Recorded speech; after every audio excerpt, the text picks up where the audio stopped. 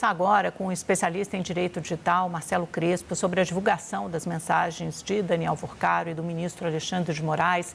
Crespo, muito bem-vindo. Obrigada por participar aqui do Central de Notícias. Eu quero te perguntar sobre essa troca de mensagens, suposta troca de mensagens com o ministro do STF, Alexandre de Moraes. Quero te ouvir sobre isso, mas vou começar te perguntando sobre esse assunto mais quente, né? Que é essa repercussão sobre a nota emitida agora pelo ministro Gilmar Mendes. Acho que você me ouviu lendo, né, o conteúdo dessa nota. Que impressão é que fica? É só um posicionamento mesmo sobre uma fronteira que ele acha que foi ultrapassada? Você acha que isso pode ser um embrião de algo mais sério, que possa eventualmente levar a algum tipo de questionamento ou mesmo uma nulidade? Como é que você enxerga esse posicionamento do decano? Boa tarde a todos. Obrigado, Amanda, por mais uma vez me convidar para estar aqui. Muito bom poder falar com vocês. Infelizmente, para comentar esses temas bastante complexos aqui da nossa República, não é? Essa nota do Gilmar Mendes, ela parece uma nota bastante clara no sentido de que, na visão dele, é inadmissível você comentar ou divulgar material que não tenha qualquer tipo de relação com a investigação em si. E aí entra muito no que você, inclusive, comentou há pouco, a respeito das mensagens sobre a namorada do Worcaro, porque existe um contexto ali que não faz o menor sentido da divulgação, da troca de mensagens entre ela e o Worcaro, porque isso não diz respeito a um ilícito, né? Uma relação do casal, não faz sentido a relação do casal estar exposta ali dessa forma.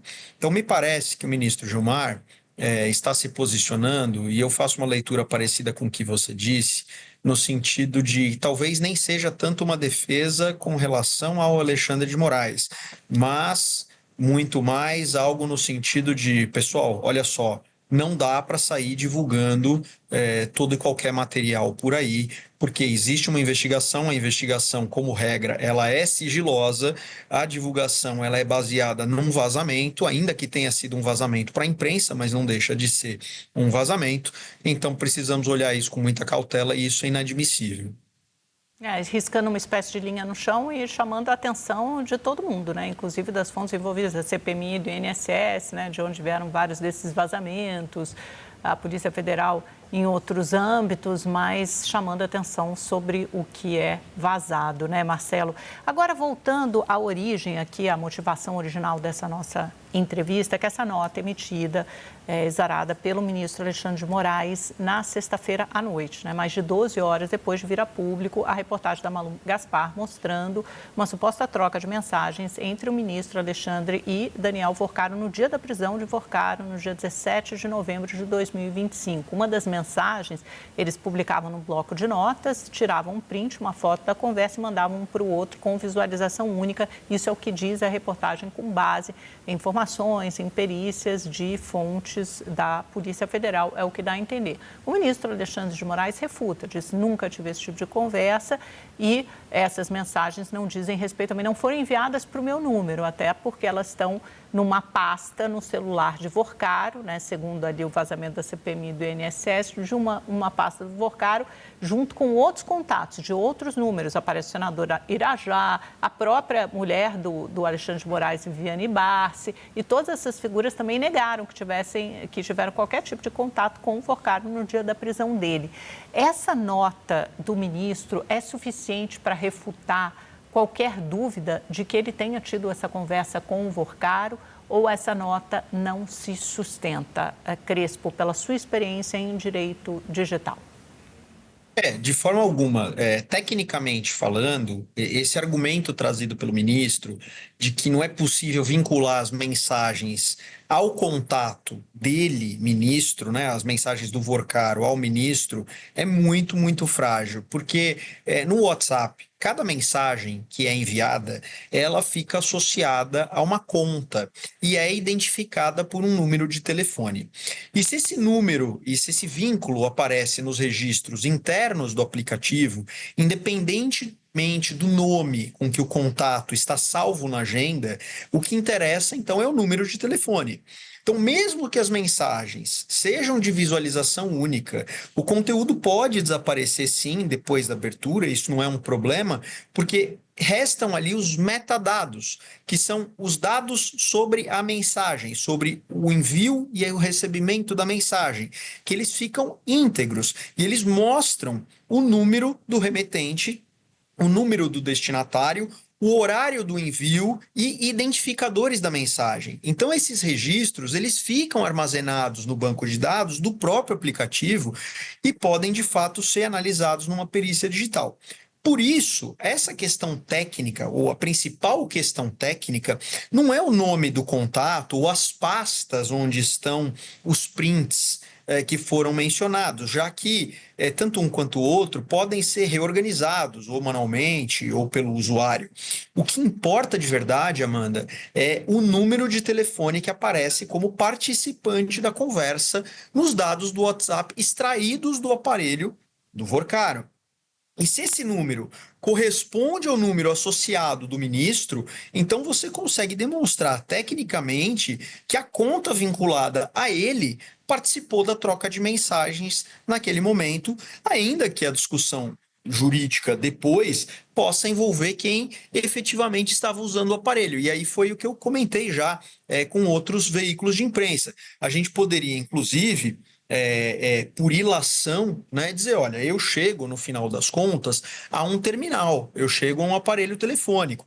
Se você vai discutir quem estava fazendo uso, isso pode até acontecer. Você chega no remetente e no destinatário enquanto aparelhos telefônicos, enquanto equipamentos eletrônicos. Eventualmente, uma outra pessoa pode fazer o uso. Mas é importante a gente complementar essa informação, porque a Viviane Barsi de Moraes já emitiu uma nota pelo escritório dizendo que ela não trocou mensagens com o Vorcaro nesse sentido, né? Então, ela mesma já fez essa exclusão. Então, eu só levantei aqui como ilação, porque as pessoas precisam entender a diferença da gente conseguir identificar equipamentos e quem faz o uso do equipamento. Porque, em último caso, e isso acontece eventualmente, se eu empresto um celular aqui para uma filha, e eu tenho duas filhas pequenas que eventualmente elas vão ver um joguinho, vão fazer alguma coisa aqui no celular, se inadvertidamente elas mandam uma mensagem para alguém, em última análise vai sair que saiu do meu número telefônico para aquela pessoa. Então, é claro que há uma presunção do uso telefônico do ministro. Então, essa nota, ela é muito frágil para você afastar que houve essa comunicação. Para todos os fins, baseado no que nós temos até então, e pressupondo que todas essas informações que estão veiculadas na mídia são verdadeiras, então fica difícil negar que houve uma troca de mensagens entre o ministro e o Vorcaro. Nossa analista Marcela Matos tem uma pergunta para você, Crespo. Boa tarde, Crespo. Eu queria tirar uma dúvida em relação à nota que o ministro Alexandre de Moraes soltou na sexta-feira, porque ali ele próprio disse que fez uma perícia, uma análise técnica nos dados da CPMI do INSS. Só que esses dados não são públicos. Então, isso é um problema jurídico, o ministro, que sequer é relator deste caso, ter tido acesso a essas informações? Bom, pode ser um problema. A grande questão é que, mesmo com essa afirmação, fica difícil a gente dizer como isso aconteceu, né? Porque, assim, qual o material que ele analisou? Em princípio, o celular do Vorcaro, ele está apreendido na Polícia Federal e isso estaria sendo alvo de uma perícia na Polícia Federal e não há qualquer registro de que o ministro Alexandre de Moraes tenha tido acesso a esse celular, não é? A extração desses dados do celular que estão sendo trabalhados na Polícia Federal. Então, assim, dizer que o ministro fez uma perícia, a gente precisa analisar isso com muita cautela, porque, em princípio, o que ele pode ter feito, legalmente falando, é olhar o material que foi designado ali, foi destinado à CPI, ou o material que eventualmente está no inquérito. Para além disso, ele não pode ter tido acesso ao celular ou aos sistemas da Polícia Federal. E não parece que é o caso, porque se tivesse tido, me parece que a própria Polícia Federal teria se manifestado. Não existe um procedimento jurídico, legal, em que um ministro que não é o relator do caso tenha acesso direto a esse tipo de prova. Então, eu faço essa ressalva porque a gente precisa ver isso com muita cautela. Talvez a própria linguagem, embora devesse ser técnica, trazida ali pela nota do ministro, mas me parece que ela não está sendo precisa sobre o que aconteceu. De qualquer forma, se ele analisou a documentação que está dentro da CPI do INSS, é uma documentação que lá ele faz uma verificação e que não é uma verificação pericial, assim por dizer, porque está baseada em documentos, né? Você vai analisar o documento e vai falar o que os documentos mostram, mas não uma análise técnica do que foi verificado dentro do celular, né? É diferente você ver o que foi extraído do celular. Então a gente precisa ver isso com alguma cautela.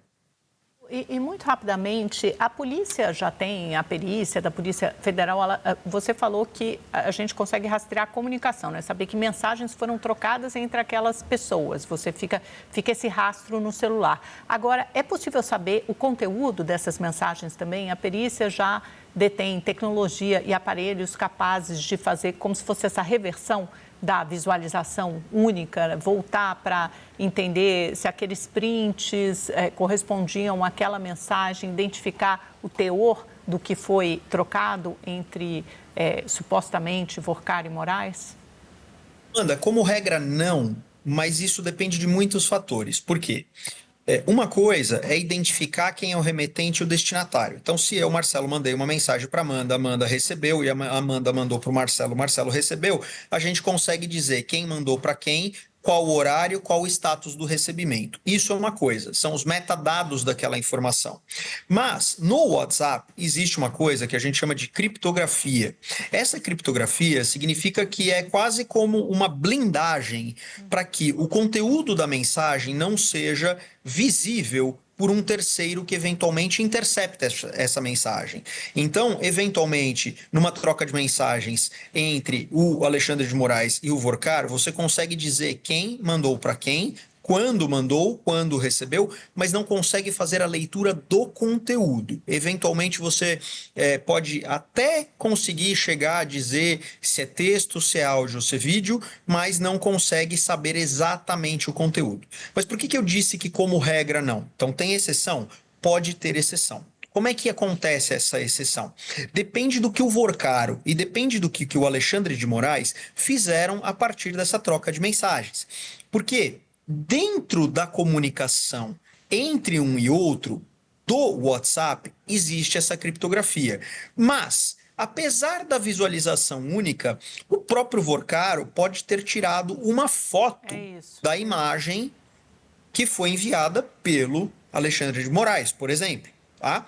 Se ele fez isso, isso deixa de estar criptografado, porque ele saiu do sistema de comunicação do WhatsApp e ele acaba sendo salvo, por exemplo, na pasta de fotos, como uma foto que ele tira de férias, uma foto que ele tira num restaurante, viajando por aí, e ficaria ali. Então, a depender do que foi feito no celular de um e outro, pode existir algum conteúdo que demonstre pelo menos parcialmente o que eles conversaram. Se existe mesmo, é a perícia da Polícia Federal que vai mostrar na medida em que analisar a extração do conteúdo de cada celular. Mas, como regra, em razão da criptografia, não há acesso a essa conversa imediata. Então, como regra, a gente pode dizer, houve conversa. O ministro disse que não, mas a gente consegue mostrar que houve uma troca de mensagens. O que exatamente eles falaram? Talvez a gente não consiga saber em detalhes. Tá ótimo. Marcelo Crespo, especialista em direito digital, muito obrigada, viu, pela sua presença aqui no Central. Eu que agradeço. Um abraço, até a próxima. Até.